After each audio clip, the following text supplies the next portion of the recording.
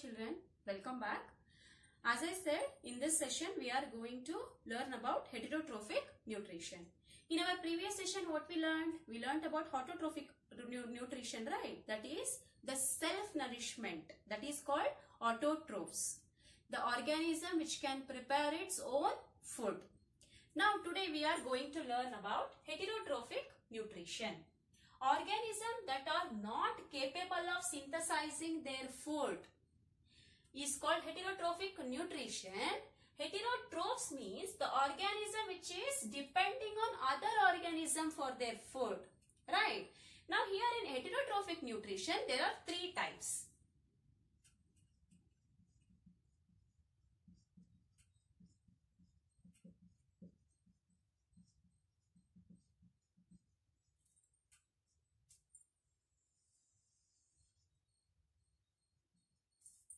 Saprotrophic,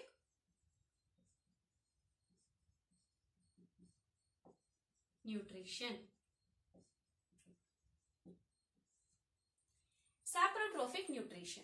What is called saprotrophic nutrition? The mode of nutrition in which the organism depend on dead and decaying matter. That is called saprotrophic nutrition. The mode of nutrition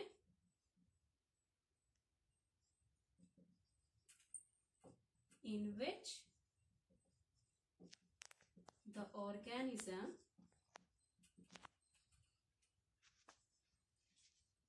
depend on dead and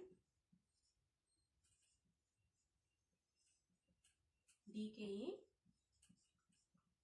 matter. For example, mushroom. You all seen mushroom, right? See here, mushroom. See, here in mushroom, it is a saprotrophic nutrition which happens in mushroom.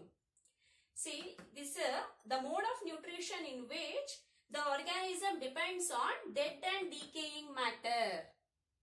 That is, happens in mushroom. Okay, this is the example of saprotrophic nutrition. Next comes parasitic nutrition.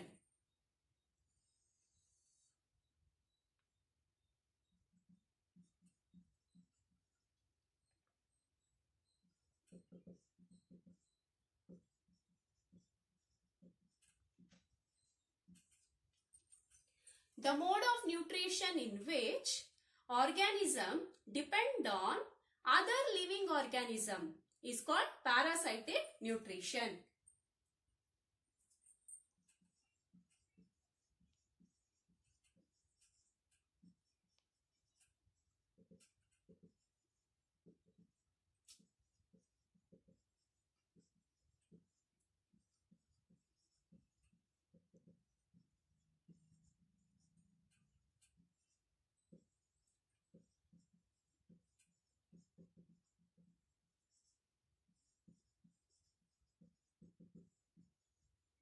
For example, Cuscuta.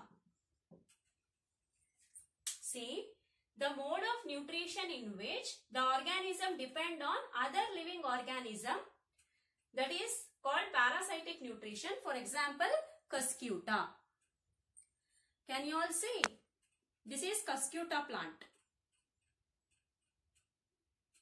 Just you can Google it and see, children. See, this parasitic organism lives on other living organism, that is called host body. It tightens and coils the host body and it harms the host. Okay, that is how the Cuscuta will be grown on other living organism. Now last comes symbiotic. Symbiotic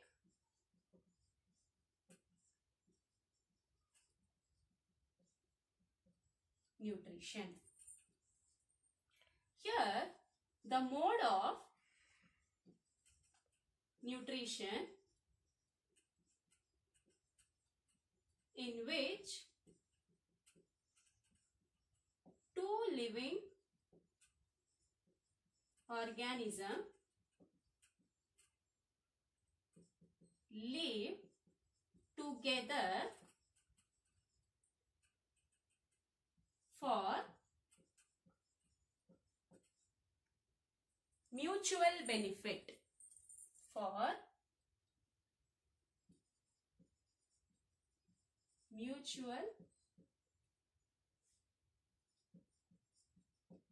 benefit. For example, rhizobium and lichens.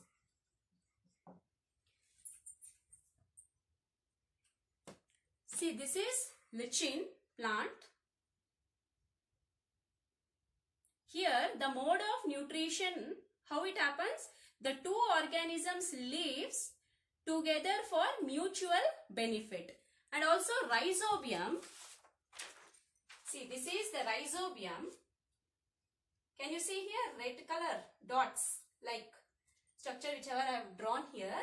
This is the rhizobium which grows in the roots of leguminous plant. Okay. It absorbs the atmospheric nitrogen and converts into nitrates, which is soluble in water, and that nitrogen is absorbed by the plant, okay, to synthesize its protein-rich, vitamin-rich food. And in turn, the plant is giving shelter and food to this rhizobium. This is how the two living organism lives together for mutual benefit. Understood? Next, we are going to learn about insectivorous plant.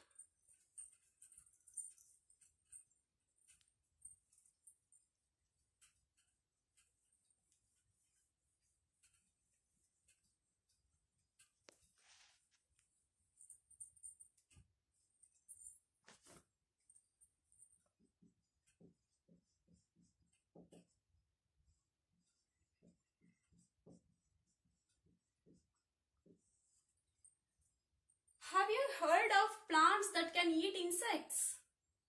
See, this insectivorous plant will eat insects.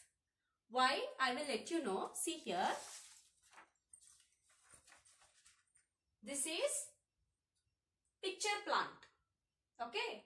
This is picture plant. Can you see this? What happens here in picture plant? The apex of the leaf forms the lid. Okay. This is the apex of the leaf that forms like lid, okay, lid which can open and close the mouth of this picture. Whenever the insects come, it is being trapped, okay, by the hairy like substance. Can you see here? Can you see here? It is trapped, and then where the mouth, this lid will be closed, and that insect will be killed by the juice which is being secreted, which is being inside this picture plant, and that nutrients whichever is there in plant, in insects will absorb by this plant. That is, this plant is absorbing the nutrients which is in the insects.